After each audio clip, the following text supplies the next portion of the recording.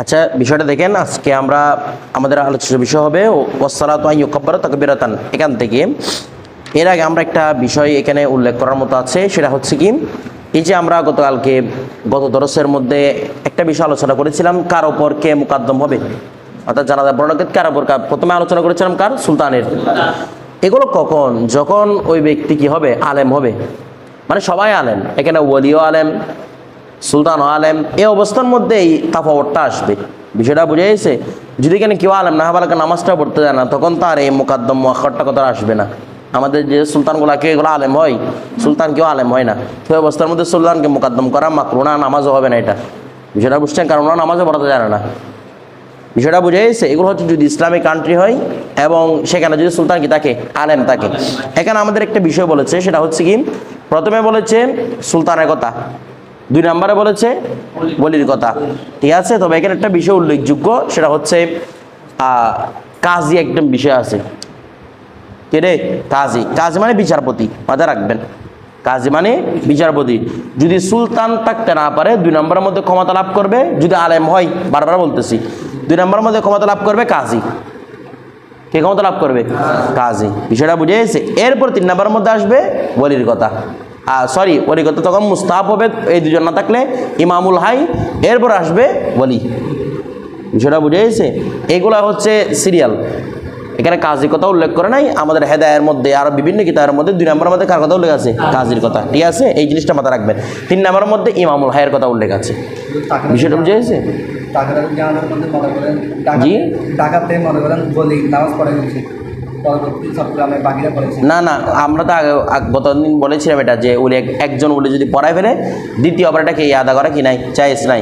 হ্যাঁ, চট্টগ্রামের মধ্যে যদি এর উর্দুতন থাকে, কাজী আসছে, বিচারপতি এসে গেছে, কিংবা সুলতান এসে গেছে, তখন সেই চাইলে কি করতে পারবে, ইয়াদা করতে। কারণ আমরা বলছিলাম এখানে এতবার হচ্ছে কার, আহাক্কুর, যিনি বেশি হকদার তার এতেবার। বিষয়টা বুঝে গেছে? কম হকদারওয়ালা পড়ালে বেশি হকদারওয়ালাটাকে কি করতে পারবে, ইয়াদা করতে পারবে। বিষয়টা বুঝে গেছে? এটা আমরা গতদিন বলেছিলাম। এরপর দেখেন, আচ্ছা, এখন আমাদেরকে বলেছে এখানে সুম্মা ইমাম। আচ্ছা, ইমামুল হাই বলেছে না, এই একটু কথাটা বলি।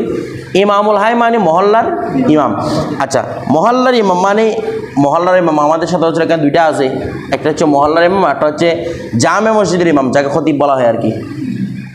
কে অগ্রসর হবে বলেছে এখানে? হক হবে কার? খতিবের। যেটা বুঝিয়েছে, যারা এমনি ইমামুল হাইয়ের চেয়ে প্রাধান্য পাবে ইমামুল জামে, অর্থাৎ জামে মসজিদ কিংবা জুমা মসজিদের ইমাম, অর্থাৎ খতিব আর কি, খতিব এটার ক্ষেত্রে কী পাবে, প্রাধান্য পাবে।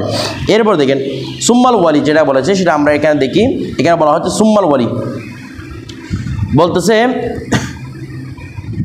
ওলির জন্য কাজ কি, ওলির কাজ কি বলতেছে? ওলি হলে ইমামুল হাই, প্রথম হচ্ছে মুস্তাহাব হচ্ছে ইমামুল হাই, মুস্তাহাব হচ্ছে কি, ইমামুল হাই। অর্থাৎ মনে করেন একটা জানাজার মধ্যে ইমামুল হাইও আছে, ইমামুল হাই মানে ইমামুল জামে, ওলিও আছে। ওই অবস্থার মধ্যে আমাদের এখানে যেটা কথা বলেছে, সরার মধ্যে যেটা বলছে, সেটা হচ্ছে কি, ওই অবস্থার মধ্যে ওলির উচিত, কার উচিত? ওলির উচিত। ওলিও আলেম, ইমামুল হাই ওটা আলেম, মানে কারো উপর কারো তফদিলত নাই এলমের ক্ষেত্রে। আমার বিষয়টা বুঝতেছেন? এলমের ক্ষেত্রে তফদিলত থাকলে 100% যেটার কাছে এলমের তফদিলত আছে তাকে আগে মুকদ্দম করবে।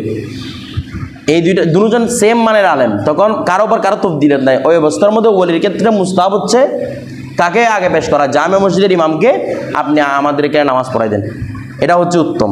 যদি দুজনের মাপকাঠি কি হয়, সমান হয়।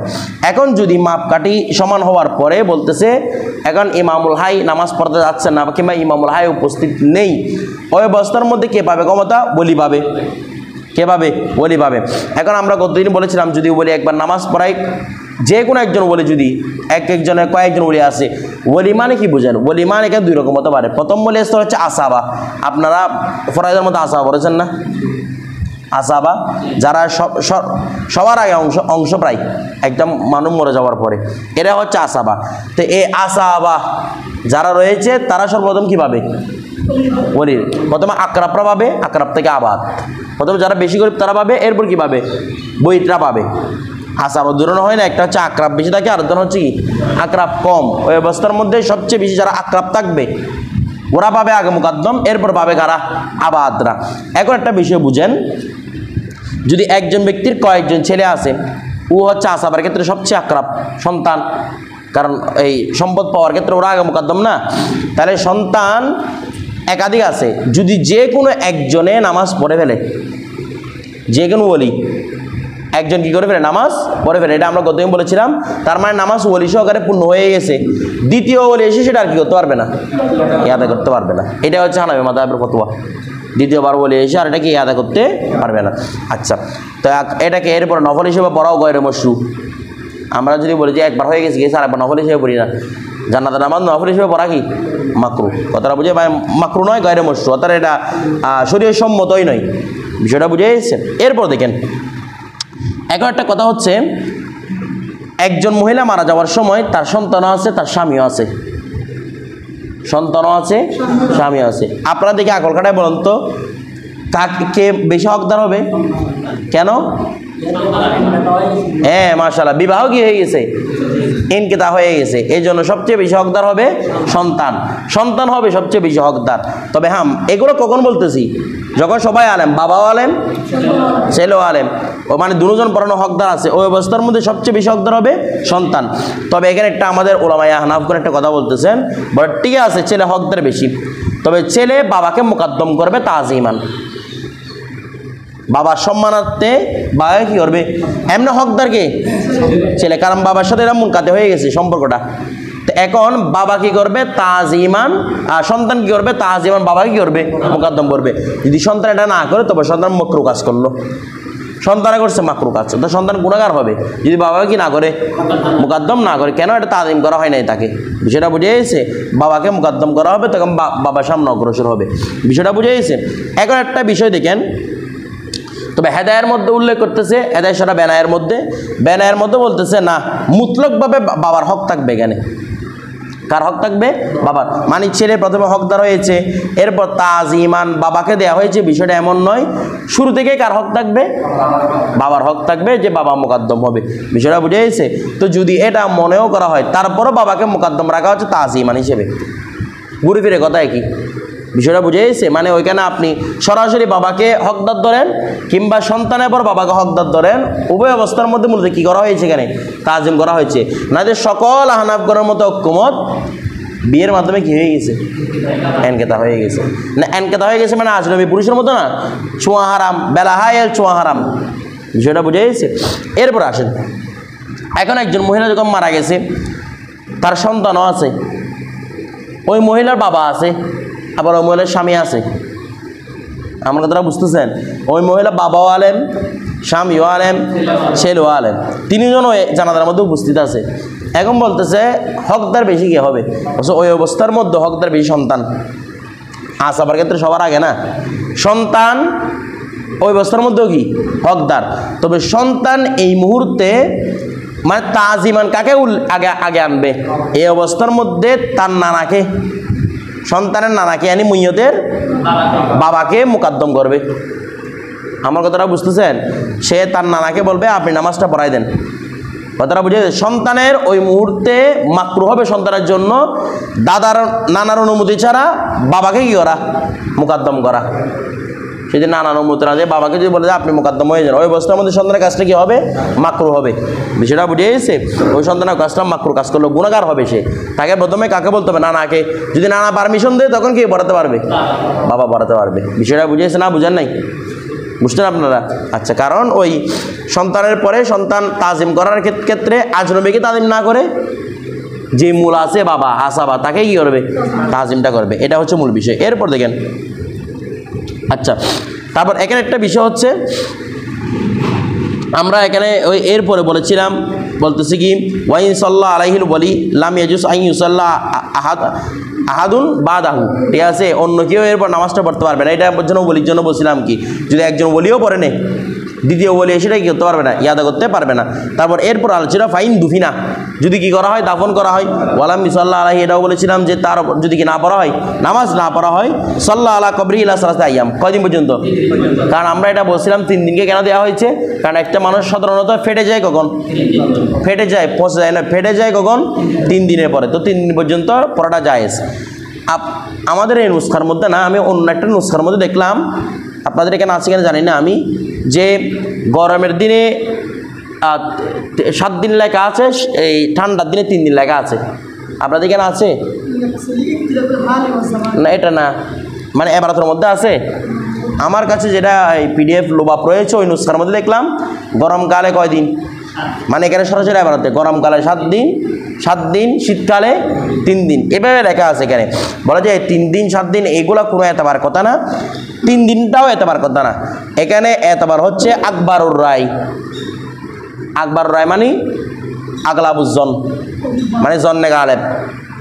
জন্নে গালেব যতদিন হয়, যদি জন্নে গালেব হয় তাহলে লাস্টটা রাখা মাত্র 1 দিনের ভিতরে ফেটে যাবে। যদি ওলামায়ে কেরাম এটা মনে করে থাকেন যে 1 দিনের ভিতরে ফেটে যাবে, মানে পরিবেশটা এমন হয় আর কি, জমানটা এমন হয় যে 1 দিনের ভিতরে ফেটে যাবে, ওই অবস্থার মধ্যে সিরিফ পড়ানো যায় কয়দিন? 1 দিন। কথাটা বুঝে গেছে? জি, এটার মধ্যে বসে PDF-এর মধ্যে আছে। আর যদি ওলামায়ে কেরাম ধারণ করে যে এটা 3 দিন বা 5 দিন পর্যন্ত আছে বা 7 দিন পর্যন্ত আছে, তখন 7 দিন পর্যন্ত কি হতে পারবে? এটার উপর নামাজ পড়তে পারবে।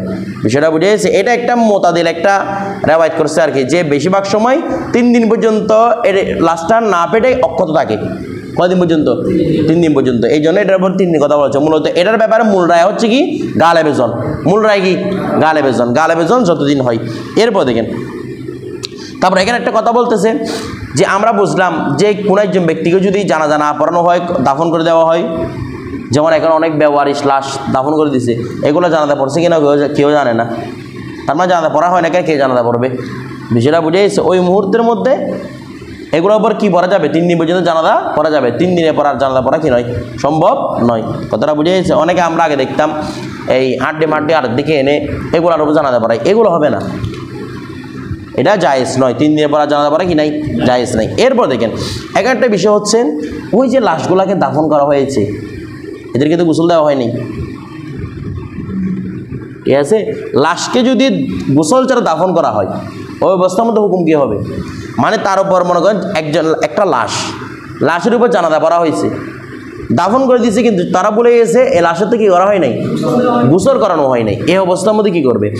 বলতেছে তার উপর যদি মাটি দিয়ে ঢেকে দেওয়া হয়, মাটি দিয়ে আমরা সিস্টেমটা করি না যে প্রথমে কি রাখি, প্রথমে লাশটাকে রাখা হয়, এরপর উপর বাঁশ দেওয়া হয়, বাঁশের উপরে কি দেওয়া হয়? মাটি দেওয়া হয়। বাঁশ দিয়ে দিয়েছে, এখনো মাটি দেয় নাই, মানে মাটি দিয়ে ভরাট করে নাই। বিষয়টা বুঝে তখন কী করবে? বাঁশগুলা করে ফেলবে, ওই মুইয়ারটাকে তুলে গোসল দিবে, গোসল দিয়ে আবার জানাজা পড়াবে। কারণ বেগয়রে তুহুর জানাজা শুদ্ধ হয় নাই তো। জানাজার জন্য শর্ত হচ্ছে লাশটাকে তহের হতে হবে, যারা পড়বে লাশ তো তহের ছিল না, তাহলে বেগয়রে তহারাতে আপনি কি করে দিয়েছেন? নামাজ পড়াই দিয়েছেন। ওই অবস্থার মধ্যে কি করবেন? ওই লাশটাকে তুলে ফেলবেন, আবার গোসল দিবে, আবার জানাজা পড়াবে, তারপর কি করবে? দাফন করবে। এখন বিষয় হচ্ছে হুজুর নামাজ জানাজা পড়াই দিছে, গোসল করানো হয় নাই, তবে ওই মুহূর্তে দাফন করে দিছে, মাটিও দিয়ে দেওয়া হয়েছে, ওই অবস্থা কী করবে? যদি মাটি দেওয়া হয় আর শরীয়তের কোনো ইজাজত নাই, মাটিটা কেটে আর কি করা? মাটিটা ফেলে তাকে আর তুলে ফেলা। কারণ মাটি দিয়ে দেওয়া মানে ওই লাশটাকে আল্লাহর কাছে সুপর্দ করছেন আপনি। বিষয়টা বুঝে আল্লাহর জানেব দিয়ে দিয়েছেন এটাকে। আল্লাহর জানেব দিয়ে দেওয়ার পরে ওই লাশটাকে আবার বন্দায় নিজ সাথে তুলে নেওয়া কি নাই? জায়েজ নাই। এই জন্য কবর মুতলকভাবে কবর কোনো কুরা কি নাই? জায়েজ নাই।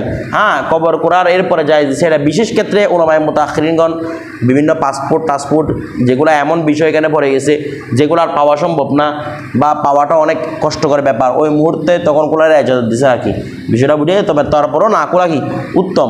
এরপর দেখেন এখন তাইলে যদি তার উপর যদি মাটি দিয়ে দেন, তাহলে মাটিটা কুড়ে লাশটাকে বের করা কি নাই? জায়েজ নাই। তো ওই অবস্থার মধ্যে কি করব?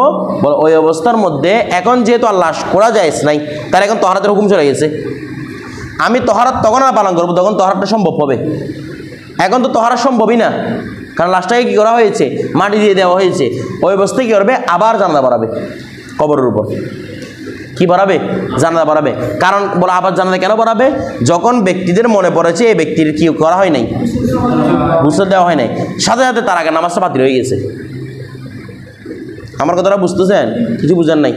যে মুহূর্তে মনে পড়েছে যে তার কি দেওয়া হয় নাই, সাথে সাথে নামাজটা কি হয়ে গেছে? বাতিল হয়ে গেছে। নামাজ যখন বাতিল হয়ে গেছে, এখন আর পড়া সম্ভব না, তার মানে তাকে আর গোসল দেওয়া সম্ভব না। ওই মুহূর্তে যদি নামাজ বাতিল হয়ে গেছে, 3 দিন পর্যন্ত বা যতদিন পর্যন্ত না ফাটে ততদিন পর্যন্ত কী করে ফেলতে পারবে? নামাজ কবরের উপর পড়ে ফেলতে পারবে। বিষয়টা বুঝে গেছে? কবর উপর দ্বারা কবরের উপর মানে কবর একদম উঠে যাবে জানা, কবরটাকে সামনে রাখবে আর কি, ঠিক আছে? এরপর দেখেন, তারপর বলতেছে কি, দেখেন ওয়াকুমুল মুসাল্লি বিহিজাই সদরিল মাইয়াত, মাইয়াতের বুক বরাবর কে দাঁড়াবে? ইমাম দাঁড়াবে। তবে এখানে আমাদের হানাফিদের ভিন্ন মত আছে যে পুরুষ হলে মাথার সামনে দাঁড়াবে, মহিলা হলে বুকের সামনে দাঁড়াবে, বুঝছেন? এরকম একটা রেওয়ায়ত হানাফি মাঝে। এটা আমাদের আপনাদের কেন বলতেছি, আপনার সামনে উপরে কিতাব পড়লে দেখবেন এই রেওয়ায়তটাও দেখতে পাবেন যে পুরুষ হলে মাথার কাছে দাঁড়াবে, মহিলা হলে বুকের উপর দাঁড়াবে। তো ওইটার উপর হানাফিদের কিন্তু আমল নয়, মাথায় রাখবেন। অনেকে ইমামগণ এটাকে রেওয়ায়ত করেছেন, তবে এটার উপর হানাফিদের আমল নয়। সর্ব অবস্থায় ছেলে হোক মেয়ে হোক আলবেনায়ত একদম সবগুলো রেওয়ায়ত একসাথে এনেছে। কোথায় দাঁড়াবে? বুকের সামনে। কারণ আল্লাহ বুকের মধ্যে ঈমান এঁকে দিয়েছেন, কোরআন শরীফের মধ্যে আছে। বিষয়টা বুঝে গেছে? আল্লাহ তাদের বুকের এটার মধ্যে কি দিয়েছেন? ঈমানটা দিয়েছেন। তো এই যেদিকে ঈমান আছে যেন ঈমানটা তাসবিত থাকে, সাব্যস্ত থাকে। ইমাম কোথায় দাঁড়াবে? বুক বরাবর দাঁড়াবে। বিষয়টা বুঝে গেছে? এরপর দেখেন, তারপর বলা হচ্ছে আমাদের আজকের মূল পড়া থেকে, এগুলো তো গতদিনের পড়া নিয়ে কথা বললাম কিছু। ওয়াসসালাতু আন ইউকাব্বারাত তাকবীরাতুন, আন ইউকাব্বারা তাকবীর। ওয়াসসালাতু, সালাত হচ্ছে আন ইউকাব্বারা, বা এখানে যদি ফেলে মাজি পড়েন তাহলে ইউকাব্বিরু, তখন অর্থ হবে কি বলবে? ওই ব্যক্তি তাকবীর বলবে। সালাত হচ্ছে ওয়ালা আন ইউকাব্বিরু, মানে একজন ব্যক্তি তাকবীর বলবে। তাকবীরাতান, কয়টা তাকবীর? মানে তাকবীর মানে তাকবীরাতান, তাকবীরাত এটা বলতেছি না, একা তাকবীরাতুন মানে প্রথম তাকবীর, এটা মানে তাকবীরাতুন, তাকবীরাতুন উলা, তাকবীরাতান উলা। তারপর বলা হচ্ছে ওয়াসসালাতু আন ইউকাব্বিরা, সালাত হচ্ছে একজন ইমামের তাকবীর বলা। তাকবীরাতান উলা, কয় তাকবীর? প্রথম তাকবীর, প্রথম তাকবীর, প্রথম তাকবীর। আচ্ছা, এখানে একটা বিষয় দেখেন, ইমামে বলবে কি কয় তাকবীর? প্রথম তাকবীর। এখানে একটা বিষয় দেখেন, ইমাম বলতেছি এটা আমি, এখানে কি ইমাম বলা আছে? বলে না, ইমাম বলা আছে। এখানে যদি ইমাম বলা নাই, একটা বিষয়ের প্রতি ইশারা, সেটা হচ্ছে জানাজার জন্য জামাত শর্ত নয়। যে কোনো একজন ব্যক্তি যদি পড়ে জানাজা হয়ে যাবে, জামাত কি নয়? শর্ত নয়। আমার কথাটা বুঝতেছেন আপনারা? জামাত পড়তে অবশ্য আফদল, আমাদের কথা হচ্ছে আফদলিয়ত নয়, শর্তিয়ত নিয়ে। শর্ত কি না বলছে, এটা কি নয়? শর্ত নয়। এরপর দেখেন, একজন বললে আদা হয়ে যাবে, তাহলে প্রথম তাকবীর বলবে। আচ্ছা, এখানে প্রথম তাকবীর কতটা তাকবীর কথা আসতেছে, কয়টা তাকবীর কিন্তু প্রথমে উল্লেখ করে নাই। কারণ এগুলো আপনারা জানেন, আগের মুসান্নিফরা কখনো এভাবে উল্লেখ করে না, জানাজার মধ্যে এত তাকবীর, এখান থেকে এটা ছাড়বে ওখান ছাড়বে, এগুলো আগের মুসান্নিফগুলো এভাবে উল্লেখ করেন না, এরা ডালাভাবে কথাগুলো উল্লেখ করেন। জানাজার মধ্যে 4টা তাকবীর, 4 তাকবীর মানে হচ্ছে এটা 4 রাকাত নামাজের কায়েম মাকাম, মাথা রাখবেন। 4টা তাকবীর, 4 রাকাত নামাজের কায়েম মাকাম। সামনে আরো বলতেছি দেখেন, আন ইউকাব্বিরা তাকবীরাতান, সে একটা প্রথম তাকবীর বলবে। তো প্রথম তাকবীর মধ্যে কি বলবে? ইয়াহমাদুল্লাহ, ইয়াহমাদুল্লাহ তাআলা, আল্লাহ তাআলা কি বলবে? প্রশংসা করবে। আকিবাহা, তারপরে মানে তাকবীরের পর আল্লাহ কি করবে? আল্লাহ কি সূরা ফাতিহা পড়বে যে বলছে না, সানা পড়বে যে সুবহানাকাল্লাহুম্মা ওয়া বিহামদিকা, এটাকে বলা হয় ইয়াহমাদুল্লাহ। সব হানাফিদের সবাই একমত, এখানে এই সানাটাই আদায় করবে। সেটা বুঝে গেছে? এরপর দেখেন, তারপর কি করবে? সুম্মা ইউকাব্বিরু, অতঃপর কি করবে? তাকবীর বলবে। তাকবীরাতান সানিয়াতান, কত নাম্বার তাকবীর? একা তাকবীরা মানে কি? তাকবীরাতান সানিয়াতান, যদি কত, এরপর কি বলবে? দ্বিতীয় তাকবীর বলবে। আচ্ছা, ওয়া ইউসাল্লি আলান নবী, এরপর কি করবে?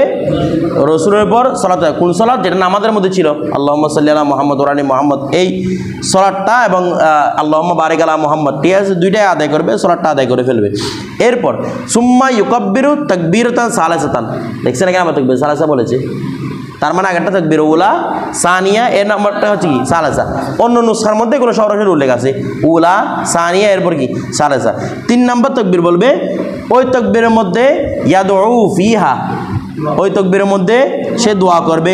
লিনাফসিহি, নিজের জন্য, ওয়ালিল মাইয়াতি, মাইয়াতের জন্য, ওয়ালিল মুসলিমিন, সমগ্র মুসলমানদের জন্য ওই অবস্থার মধ্যে কি করবে? দোয়া করবে। আচ্ছা, এরপর দেখেন, তারপর সুম্মা ইউকাব্বিরু তাকবীরাতার রাবিআতান, এরপর চতুর্থ তাকবীর বলবে, চতুর্থ বরাবরে ওয়া ইউসাল্লিমু, সালাম ফিরাই দিবে।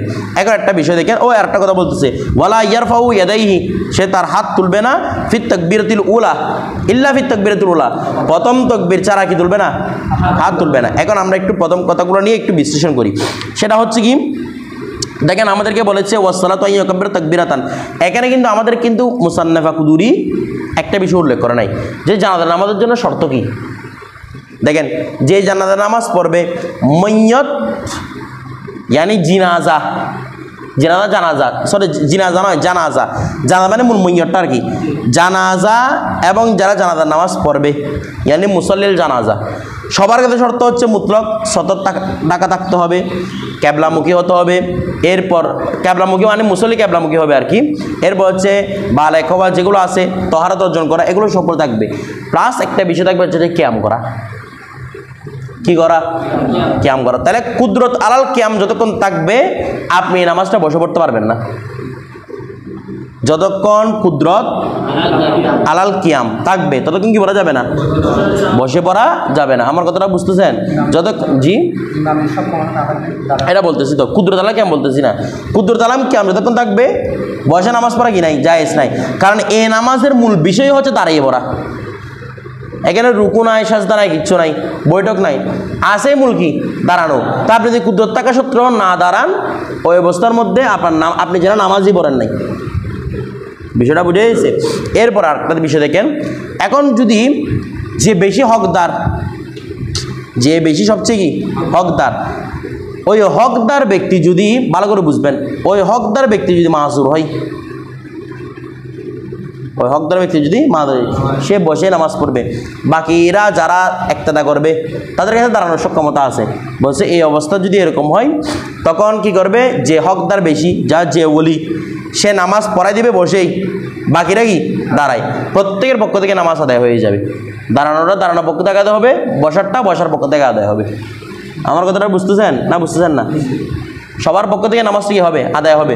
যদিও বা আমাদের আহনাফগণের এই একটাও মত আছে যে যে বসে পড়ছে তার নামাজটা আদায় হয় নাই, যে দাঁড়ায় পড়ছে তাদের কি হয়েছে, আদায় হয়েছে। অথবা আরেকটা রেওয়াজ যেভাবে আছে যে যে বসে পড়েছে তার নামাজটা হয়েছে, যারা একটাটা করছে একজনের নামাজ হয় নাই। বিষয়টা বুঝছেন? তবে আমাদের ইনদাহুমা অর্থাৎ ইমাম আবু ইউসুফ, ইমাম মোহাম্মদ এবং কে, সরি ইমাম আবু ইউসুফ এবং ইমাম আজম ইয়ানি শাইখাইনের অভিমত হচ্ছে এখানে যে প্রত্যেকের নামাজ কি হবে, আদায় হবে। যারা ক্ষুদ্র, তারা কিয়ামের মধ্যে কুদরত করছে, কিয়াম করছে, তাদের কিয়াম হিসাবে আদায় হয়েছে। যারা যিনি মাজুর, তিনি বসে পড়ছেন, ওটা মাজুর হিসেবে আদায় হয়েছে। বিষয়টা বুঝে গেছে? আচ্ছা, এখন আরেকটা বিষয় দেখে, এখানে মনে করেন এখন ওলির কথা বললাম না, যে ওলি মুকাদ্দম হয়েছে সে মাজুর, এখন একজন ওসিয়ত করে গেছে, কি করে গেছে, ওসিয়ত করে গেছে যে একজন ব্যক্তিকে জানা, মনে করেন আপনার দাদি মারা গেছে, আপনি নাতে আলেম আছেন, আপনাকে ওসিয়ত করে গেছে যে তুমি আমার জানাজা নামাজটা পড়াইও। ওই অবস্থার মধ্যে নাতি মাজুর কিংবা মাজুর নয়, মাজুর হুক না হুক, সর্বদা ওই ওলির জন্য মুস্তাহাব হচ্ছে, মুস্তাহাব এটা কিন্তু ওয়াজিব না, মুস্তাহাব হচ্ছে ইমামুল জামে, যিনি খতিব আছেন তাকে সে কী করবে, মুকাদ্দম করবে যে আপনি নামাজটা পড়াই দেন। এখানে ওলির ওসিয়তের কোনো কি নাই, এতবার নাই। ওলি যখনই মরে গেছে, আমরা গতদিন আলোচনা করেছিলাম, তার ওসিয়তে কি বাতিল, ঠিক আছে? ওসিয়ত রক্ষা করা কি নয়, ওয়াজিব নয়, বরঞ্চ ওলি কি করবে, ওলি কি বলবে, এই ইমামুল জামেকে আপনি কি হন, আমাদের উপর মুকাদ্দম হন। সে যদি মুকাদ্দম হতে না চায় তখন ওই ব্যক্তি পড়াই দিবে। বিষয়টা বুঝতে হবে, ওর জন্য মুস্তাহাব কাজ হচ্ছে ইমামুল জামেকে, কারণ সে বেশি হকদার, তাকে আগে কী করবে, মুকাদ্দম করবে। বিষয়টা বুঝে গেছে? এখানে একটা আমাদের উল্লেখ করছে, একটা কারণ উল্লেখ করছে, বলছে কেন ইমামুল জামে এত ক্ষমতাদার হয়? বলছে কারণ ইমামুল জামে খতিব সাহেব না, সারা জিন্দেগি আমার পিছনে নামাজ পড়ছে, তো মুক্তাদির নামাজ ইমামের পিছনে শুদ্ধ কখনো হয় জানেন? শুদ্ধ হওয়ার এগুলো আমরা বাবুল ইমামতের মধ্যে উল্লেখ করেছিলাম। যদি মুক্তাদি ইমামের প্রতি রাজি থাকে, ইমামের প্রতি তার এতেমাদ থাকে, তখন ওই ইমামের পিছনে মুক্তাদি নামাজ কি হয়, শুদ্ধ হয়। রাজি না থাকলে, মনে করেন একজন ইমামকে আপনি পছন্দই করেন না, এটা কিন্তু দ্বীনি কারণে হতে হবে, দুনিয়াবী কারণে নয়। কি কারণে? দিনই কারণে তাকে আপনি পছন্দ করেন না, তার আচরণগুলো খারাপ, তার মুখের ভাষা খারাপ, এগুলো দিন না দিন সম্পর্কিত না, এগুলোর কারণে আপনি তাকে পছন্দ করেন না, ওই ব্যক্তির পিছনে আপনার নামাজ শুদ্ধ হবে না। তারপর আপনার নির্ভরতা থাকতে হবে, তাকে আপনি রাজি রাখতে হবে। তাহলে এই ব্যক্তি যেহেতু ওই জামে মসজিদের ইমামের পিছনে নামাজ পড়েছে, তার মানে তার অবশ্যই কী ছিল? রাজি ছিল। যেহেতু জাহেরে দুনিয়ার হায়াতের মধ্যে সে তার উপর রাজি ছিল, বলছে ওই রাজির উপর মরার পরও তাকে কি দিবে, কে মুকদ্দম হবে? ক্ষতি মুকদ্দম, কারণ তার প্রতি সে রাজি ছিল।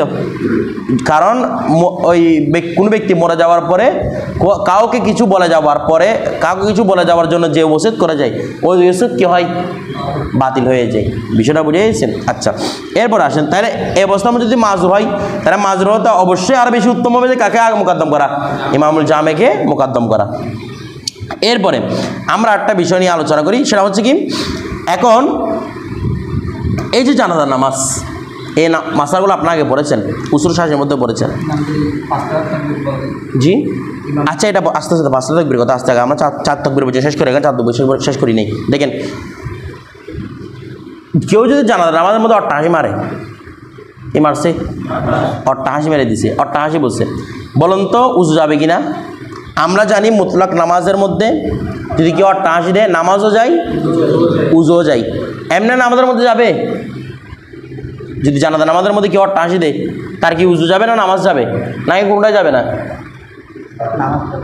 নামাজ যাবে, উজু যাবে না। উজু যাওয়ার জন্য আমাদের এই কিতাবের মধ্যে একটা শর্ত বলছে, জাতি রুকুইন ওয়া সুজুদিন, নামাজটা রুকুওয়ালা হতে হবে, ওইখানে তখন বলেছিলাম আমি, আপনারা ভুলে গেছেন। যদি নামাজটা রুকুওয়ালা সিজদা না হয়, yani জানাজার নামাজ হয়, ওই অবস্থার মধ্যে শুধু কি যাবে? নামাজ যাবে। মনে করো ওলি যে নামাজ পড়াচ্ছে, কোনো কারণে সে অট্টাহাসি দিয়ে দিছে, ঠিক আছে, ওই অবস্থার মধ্যে ওলি কী করবে? যে নামাজ পড়াচ্ছে সে গিয়ে আবার উজু করবে, সে নামাজটা পুনরাবৃত্তি করলেই চলবে। মানে যেহেতু বলি না, সে নামাজ তো কি হয়ে গেছে, ভেঙে গেছে, তার পিছনে সবাই নামাজ পড়তেছে, নামাজ ভেঙে গেছে, ওই অবস্থা শুধু কি আদায় করলে চলবে? নামাজ আদায় করলে চলবে, ওই অবস্থার মধ্যে উজু আদায় করতে হবে না, কারণ ওই অবস্থার মধ্যে উজুটা ভাঙবে না।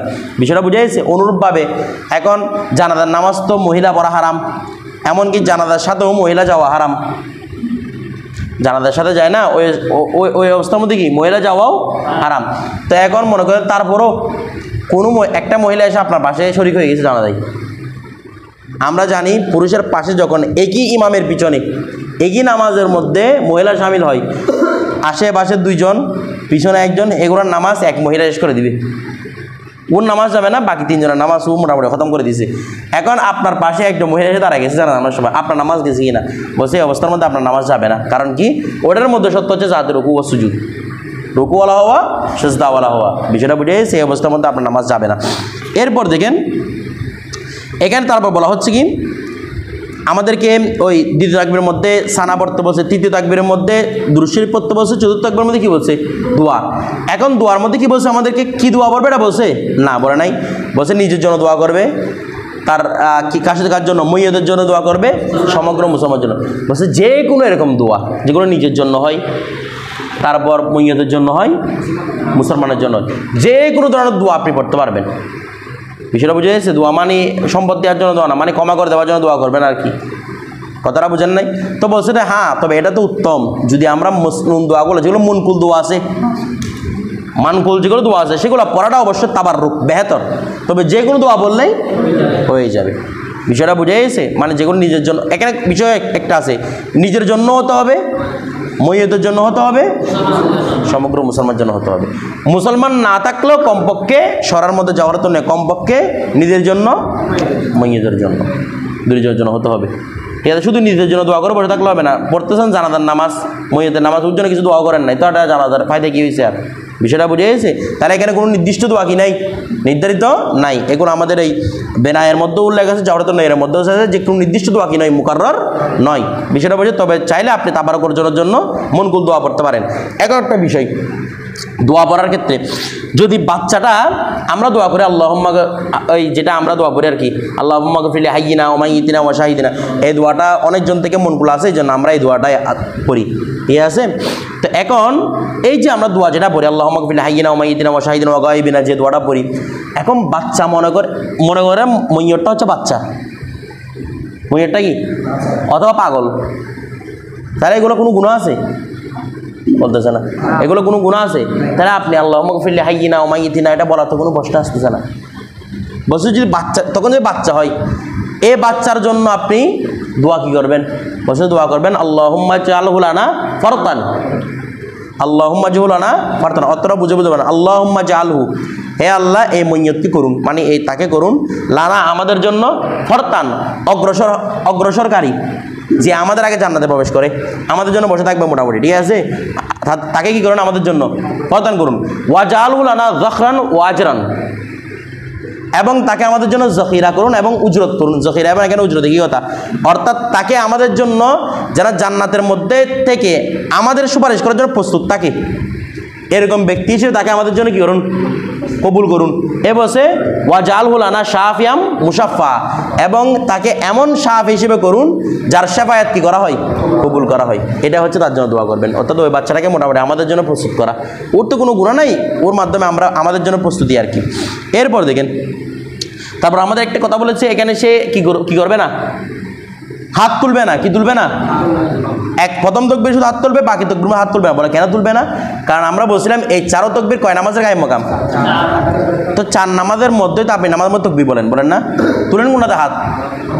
প্রথমটাতে। এই জন্য তুলবেনই প্রথমটাতে, বাকিগুলো এমনি তকবীরের মতো হবে, এগুলোতে কি তোলা যাবে না? হাত তোলা যাবে না, এগুলো আন্নার রফে এদের মতো হয়ে যাবে। আচ্ছা, হ্যাঁ জি, প্রথমে একটা বিষয় বুঝেন, এই যে আমরা সানা পড়ি, দোয়া পড়ি, যেগুলাই পড়তেছি, এই বিষয়গুলো, এইদিকে হুজুর কথা বলবেন না, যেগুলো এই বিষয়গুলো পড়তেছি এগুলো পড়তে হবে জেহেরি আওয়াজও নয়। কি আওয়াজে? চুপি চুপি সিররি আওয়াজে। সকল আমাদের হানাফি সকল একমত, বা আমাদের এটা ইজমা যে তারা কি পড়বে? সিররিভাবে এটাকে আদায় করবে। বিষয়টা বুঝে কেউ এটাকে জেহেরিভাবে আদায় করার পক্ষে কেউ কথা বলেন নাই। এখন উনি বলতেছেন এগুলো পড়ার বিধান কি? সানা পড়ব, দুরুশ্বর পড়বো, এগুলো পড়ার বিধান কি? এগুলো পড়ার বিধান হচ্ছে যে যার ওপর মূল নামাজটা হচ্ছে ইমামের কাছে এগুলো প্রত্যেকটি আদায় করতে হবে।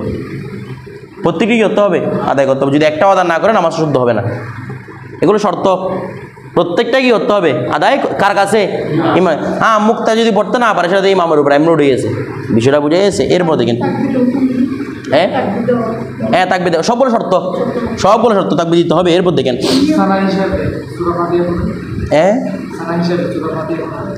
সানা হিসেবে সূরা ফাতিহা পড়া, সানা হিসেবে তো সূরা ফাতিহা পড়ার কথা বলে না। এখানে বলা হয় যে যারা ওই কি পড়তে পারে না, দোয়া পড়তে পারে না, তারা কি পড়বে? একটা বিষয় দেখেন, যাদের কাছে দোয়া ইয়াদ নাই, কি ইয়াদ নাই? দোয়া ইয়াদ নাই, তারা কি বলবে? শুধু এটুকু বলবে আল্লাহুম্মা গফিরলি, আল্লাহ আমাকে ক্ষমা করুন, ওয়ালাহু ক্ষমা করুন, ওয়া জামিল মুসলিমিন, ওয়ালি জামিল মুসলিমিন, এতটুকু বললে হবে।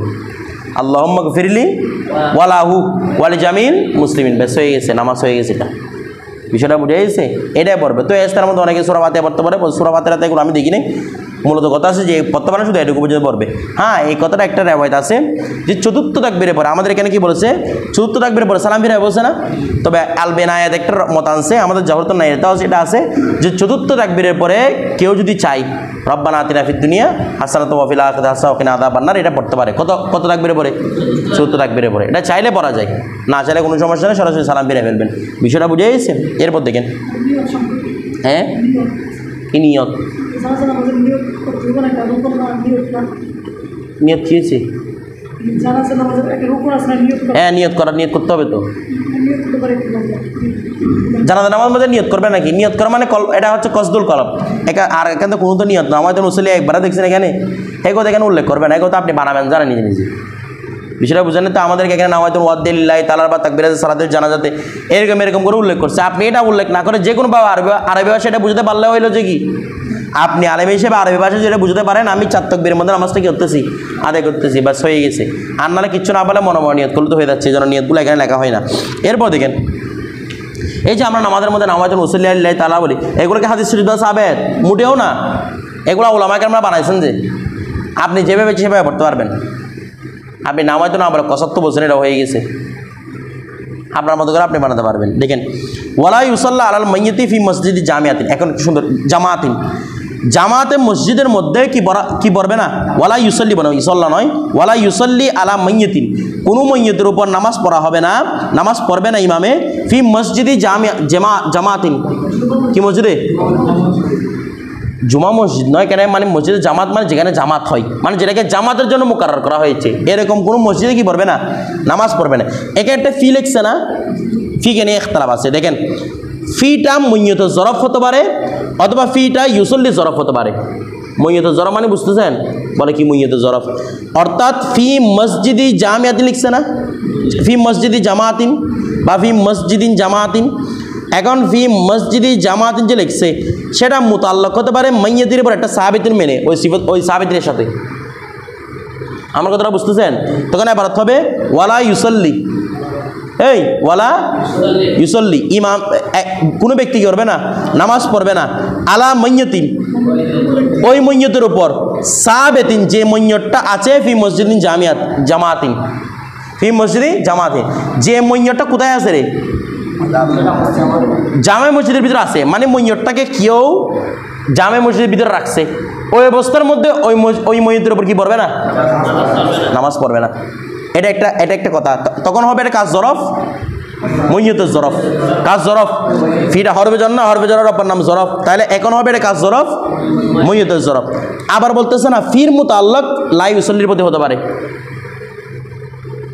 কথাটা বুঝেন নাই?